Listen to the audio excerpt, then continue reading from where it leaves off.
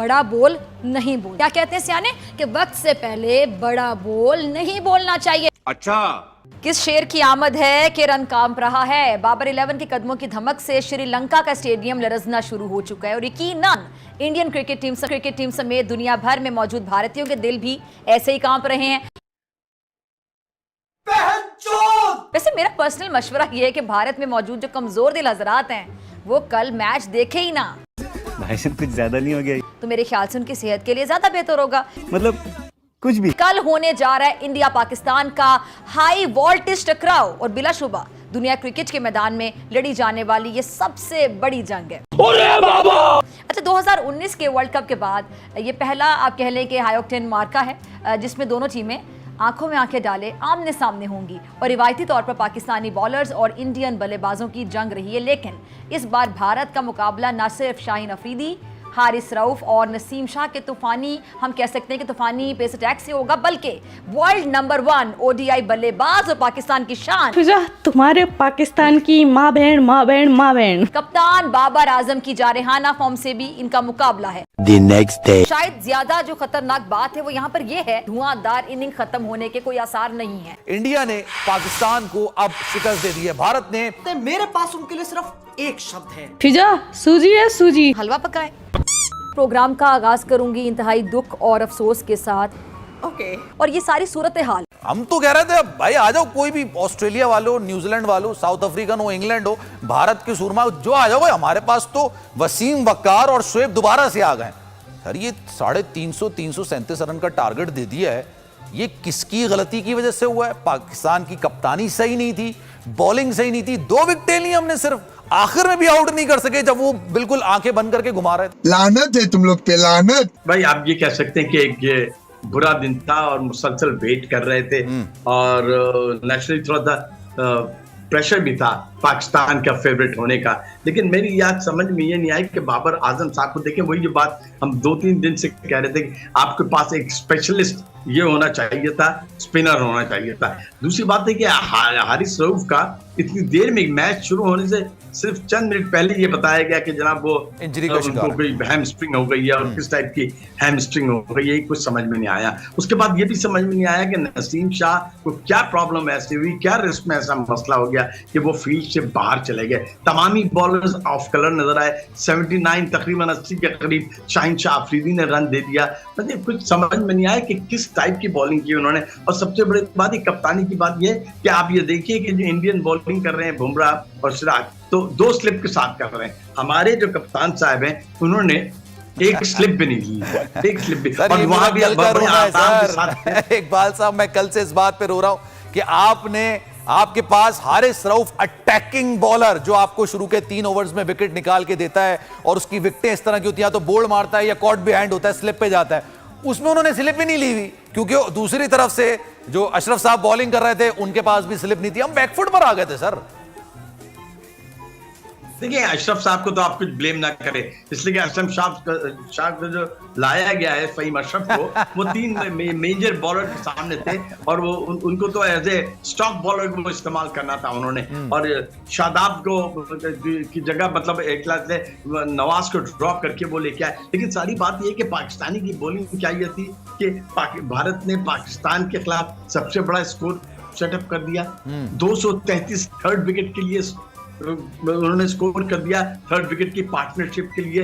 आप ये देखिए विराट कोहली ने 13,000 रन बना दिए ओडीआई में और फिर ये इनकी 47वीं सेंचुरी थी, टेस्ट सेंचुरी थी। अब सिर्फ 2 सेंचुरी पीछे रह गए सचिन तेंदुलकर। पाकिस्तान की बॉलिंग में ना कोई निप थी, ना गेंद मूव हो रही थी, ना ही स्विंग हो रही थी, ना और मेरी अपनी ख्याली है कि प्लेयर्स ने एफर्ट भी नहीं किया। नसीम शाह साहब जो थे, एक कैच गया था तो उन्होंने एफर्ट भी नहीं किया और ये कमेंटेटर्स भी कह रहे थे कि ये इट्स वेरी सरप्राइजिंग। समझ में नहीं आ रहा कि आपकी बात जरूर कटेगी, लेकिन मैं फिर ये बात ऑब्वियसली क्योंकि आप इतनी इंपॉर्टेंट बात कर रहे हैं जो मैं आपसे बात करने जा रहा हूं ना, फिर ये मिस हो जाएगी। सर ये तमाम चीजें अपनी जगह पे हैं, जो आप खामियां गिनवा रहे हैं, तमाम चीजें अपनी जगह पे।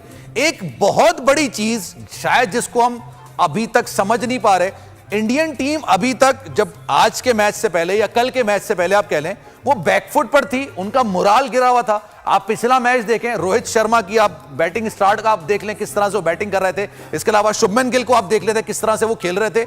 ऐसा लग रहा था कि पाकिस्तानी टीम जिस तरह से खेला करती थी प्रेशर के अंदर, इंडियन टीम उस प्रेशर में थी। आपने उनका मोराल बूस्टअप कर दिया सर वर्ल्ड कप जाने से पहले। उन्होंने कहा हमने पाकिस्तान के खिलाफ 337 रन बना लिए, 357। देखिए ये हमारा ख्याल है, हम समझते हैं कि जनाब ये इंडियन ज्यादा ये है कि वो बहुत ज्यादा शो ऑफ नहीं करते। आप ये कह रहे हैं, आपने शुभमन गिल की बात की, आपने रोहित शर्मा की बात की, दोनों 50-50 करके गए हैं जनाब ओपनिंग स्टैंड में। 121 रन का स्टैंड था आपके लिए उस जमाने, उस वक्त भी। के बाद विराट कोहली और कनूर, लुकेश, राहुल ने ये कमाल की इनिंग्स के लिए वो एक इंजरी के बाद आए। उस इंजरी के बाद आने के बाद उन्होंने पाकिस्तानी बॉलर्स को जिस अंदाज से टैकल किया, जो उनकी टाइमिंग थी और जिस टाइप के उन्होंने स्ट्रोक्स खेले, 4-5 स्ट्रोक्स तो कमाल की बात है। 10 बाउंड्रियां मारी उन्होंने, 3 सिक्सेस मारे। तो मेरा अपना जाती ख्याल है कि पाकिस्तान की बॉलिंग जो थी वो according to the line of length नहीं थी और मेरे ख्याल में डायरेक्शन लेस थी। कैप्टन आखिरी के 10 ओवर जो थे वो ऐसा लग रहा था पाकिस्तान की टीम एक बिखरी हुई टीम नजर आ रही थी, बिल्कुल जिनके पास कोई डायरेक्शन नहीं था। बाबर आजम खुद भी उनके समझ में नहीं आ रहा था कि वो क्या करते। आप ये देखिए कि इफ्तिखार अहमद को वो लेके आए, भाई इफ्तिखार अहमद से आप क्या एक्सपेक्ट करते हैं? वो उनको तो आपने एक चेंज ओवर के लिए लेके आए थे ना। यहाँ आपका एक्सपोज होता है कि आपके पास एक रियल मानो में एक ओरिजिनल स्पिनर होना चाहिए था। भाई अगर शादाब फेल हो गए थे तो वो ओरिजिनल स्पिनर होना चाहिए था। जब आप स्ट्रेंथ लेके जाते हैं, आप ये कहते हैं कि हमारे पास दुनिया की बेस्ट फास्ट बैटरी है, तो फास्ट पेसर्स है, तो उसके बाद तीसरे पेसर की जरूरत नहीं थी। With all due respect to Faheem Ashraf, आप ये देख लीजिए कि अब जो प्रेशर पाकिस्तान टीम पे पड़ा हुआ है, इसकी सारी जिम्मेदारी बॉलर पे है और कप्तान पे है और जिस टाइप की सिलेक्शन हुई है उस पे है। और ये मेरे ख्याल में पाकिस्तान जो फेवरेट था, यूनुस खान, इंजमामुल हक और उसके बाद मोहम्मद यूसुफ, ये आपके मिडिल ऑर्डर की जानती है। उस वक्त आपको ओपनिंग के लिए प्रॉब्लम्स होती थी कि भाई आपको ओपनर नहीं मिल पा रहा है, अच्छे ओपनर्स नहीं मिल पा रहे हैं, लेकिन आपका मिडिल ऑर्डर बड़ा स्ट्रॉन्ग किस्म का होता। उसके बाद आपके पास मिसबाह-उल हक आ गए सर, उसके बाद मुझे नहीं काबिले जिक्र नाम जिसने आपको आके, जिस पर आप रिलाय करते, मिसबाह पर हम रिलाय करते थे कि यार ये निकाल जाएगा मैच, या अगर 10 पे 3 आउट हो गए या 2 आउट हो गए तो कम से कम 250 रन का टारगेट तो दे ही देंगे, मिसबाह टिक जाएंगे, ये पिच पर रुक जाएंगे। सर इसके अलावा आप अभी के मिडिल ऑर्डर पर आप ये रिलाय कर सकते हैं, और अगर नहीं कर सकते तो सर फिर 50 ओवर क्रिकेट खेलने की उनकी तो बनती नहीं है ना। फिर आप 20-20 तो खिला सकते हैं, लेकिन 50 ओवर का तो गेम अलग होता है। आपने कम से कम 20 से 30 ओवर मिडिल ऑर्डर को पिच पर गुजारने होते हैं सर। देखिए अब तक जो 33 मैचेस खेले हैं, अब तक जो 33 मैचेस बाबर आजम ने इस मैच से पहले एज ए कैप्टन खेले, उनमें से अगर मैं उनका रेशो देखता हूं तो 22 जीते हैं, वो 9 हारे, एक जो है वो गैर नतीजा रहा था। आपकी टीम की परफॉर्मेंस है आज, आपकी टीम आप शुरू से इस मैच में अगर बात करें, देखिए शाहीन शाह अफरीदी ने नए बॉल से इम्पैक्ट नहीं डाला तो बाकी जो 10 खिलाड़ी खेल रहे हैं वो टीम को नहीं खड़ा कर सकते। नसीम शाह का अच्छा स्पेल था, अनफॉर्चुनेट था। आपके ओवर कॉन्फिडेंट होने का अंदाजा आप इससे करें कि जब आप मैदान में उतरे थे कि आप स्लिप के कैच की ट्राई के लिए नहीं जा रहे हैं कि वो पकड़ लेगा। आप मकसद एक, जब मैच आप कोई लगा हुआ खेल रहे होते हैं, आपकी इंटेंसिटी ग्राउंड में होती है, इस तरह का कैच जाता है तो सेकंड स्लिप वाला भी कूदता है उस कैच के लिए, फर्स्ट स्लिप वाला भी कूदता है। यहाँ हम इंतजार कर रहे हैं कि कौन कैच पकड़ेगा। आप जरा मेंटल अप्रोच देखें, आप किस अप्रोच के साथ ग्राउंड में खड़े हुए। भाई हाथ से लगता आपने ट्राई की और ट्राई किया, सेकंड स्लिप वाले ने तो छोड़ दिया, उन्होंने कहा भाई आप पकड़े, हमारी तो हमारा गेम नहीं, हमारे जोन में नहीं है ये। मतलब बड़ी दिलचस्प सूरत हाल थी वो, जो आप जो इस कैच की बात आप रिलैक्स खेल रहे हैं। देखिए वही जो कैच शाहीन शाह अफरीदी, क्योंकि वो पहली गेंद थी नसीम शाह की, शाहीन शाह अफरीदी 6 गेंदें करके जाके थर्ड मैन पे खड़े हुए थे, तो एक फास्ट बॉलर का सांस फूल रहा होता है। वो थोड़ा सा उनका स्टार्ट स्लो हुआ, ये हमारा थोड़ा अनफॉर्चुनेट था कि अगर वहां पे कोई हमारा अच्छा फील्डर खड़ा होता, फखर जमान, शादाब, कोई भी अगर वहां होता, जो कैच शाहीन के पास ही गया जो 6 गेंदें करके गए थे, शायद वो उस कैच पे आगे जाके उसको पिक कर लेता क्योंकि वो फ्रेश होता। शाहीन 6 गेंदें कोई फास्ट बॉलर साजिद भाई ज्यादा बेहतर बताएंगे जब वो करके जाता है, उसकी सांस थोड़ी सी चल रही होती है और उसको अगली 2-3 गेंदें लगती हैं रिकवर होने में। नसीम शाह पहली गेंद पे लग गया, शुभमान गिल का वो आगे गिर गया। बाकी जो कैच गए, रिजवान साहब फर्स्ट स्लिप में आ जाते हैं कैच पकड़ने के लिए और फिर रुक जाते हैं।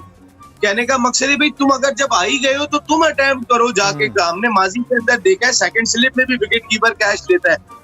इंटेंसिटी, वो जो एक आप फोकस करके आते हैं ना कि इस मैच में मोइन खान थे, ये बड़े बेहतरीन किस्म के कीपर हुआ करते थे। सेकंड स्लिप पे जाके इन्होंने कैच पकड़ा। या तो आप उसको अटेम्प्ट करें या फिर अगर आपने स्लिप रखी हुई है तो फिर उस पर रिलाय करेंगे भाई आप पकड़ लो यार।